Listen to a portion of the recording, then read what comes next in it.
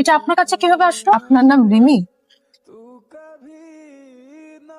আমি জানতাম কোনো একদিন আপনার দেখা পাবো। কোইন্সিডেন্টলি 3 বছর আগে আপনাদের গল্পের অংশ হয়ে গিয়েছিলাম। 3 বছর আগে আমার ঠিকানায় চিঠিটা এসেছিল। এখানে আপনার সব প্রশ্নের উত্তর আছে। প্রিয় অপরিচিত, আমি জানি না আপনি পুরুষ নাকি নারী। আমি শুধু আপনার ঠিকানাটা জানি। আমি অনিম। আপনি যখন এই চিঠি পড়বেন তখন আমি বেঁচে নেই। 1 মাস হলো আমার বিচ্ছেদ হয়েছে। প্রেম ভালোবাসার জন্য মরে যাওয়া ঠিক না, জীবন মূল্যবান। তুচ্ছ কারণে মরে যাওয়া একদম ঠিক না। সব আমি জানি। আমি রিমিকে ভালোবাসি। আমাদের খুব সুন্দর একটা বিচ্ছেদ হয়েছে, বুঝলেন? আমার কি মনে হয় জানেন, ভালোবাসা হলো ন্যাচারাল। ভালোবাসা যদি ন্যাচারাল হয়, বিচ্ছেদটা হওয়া উচিত ন্যাচারাল, তাই না? আপনাকে সত্যিটা বলি, রিমির সাথে শেষ দেখা করে আসার পর সারা রাস্তা আমার একটুও খারাপ লাগেনি। আমার বুকটা প্রথম কেঁপে উঠলো রাত 11। ঘুম ভেঙে গেল হঠাৎ। ঠান্ডা লাগা ছাড়াই শ্বাসকষ্ট শুরু হলো আমার। হঠাৎ একই ব্যথা। বারবার জেগে উঠে দেখতে বুঝলাম আমি আর সামনে পা বাড়াতে পারবো না। আমার পথ বন্ধ। আমি মারা যাবো আজ। আমার মৃত্যু হবে খুব স্বাভাবিক একটা প্রক্রিয়া। আমার ঠান্ডা লাগলে শ্বাসকষ্ট হয়, এত বেশি কষ্ট হয় যে ইনহেলার নেওয়ার প্রয়োজন পড়ে। এবং আমি ঠিক করেছি এই শীতের রাতে আজ ছাদে উঠবো এবং উঠে সবার আগে ইনহেলার গুলো ফেলে দেবো। আজ রাত বেছে নেওয়ার দুটো কারণ আছে। প্রথমত, আজ ঠান্ডা পড়ার সম্ভাবনা সবচেয়ে বেশি। সন্ধ্যার পরপর ঘন কুয়াশায় ছেয়ে গেছে ইতিমধ্যে।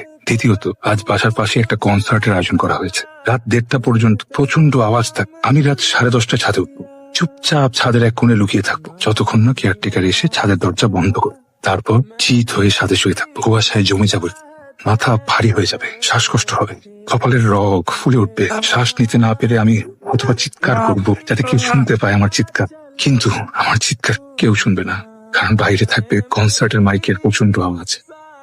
আমি একটা র্যান্ডম ঠিকানায় চিঠি পাঠাবো। চিঠির সাথে থাকবে একটা রিং। এই রিং আমায় উপহার দিয়েছিল রিমি। ও বলেছিল এটা একটা এলিমেন্টাল সিম্বল, যার অর্থ পৃথিবী। আমায় একটা পৃথিবী উপহার দিয়েছিল রিমি।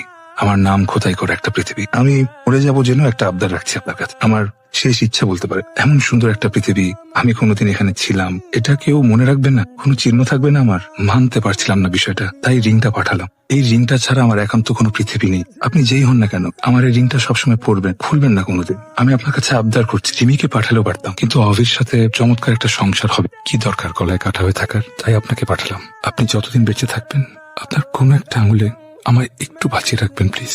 আংটিটা পরে থাকবেন আমার স্মৃতিস্মারক হিসেবে প্লিজ। ইতি, অনিম।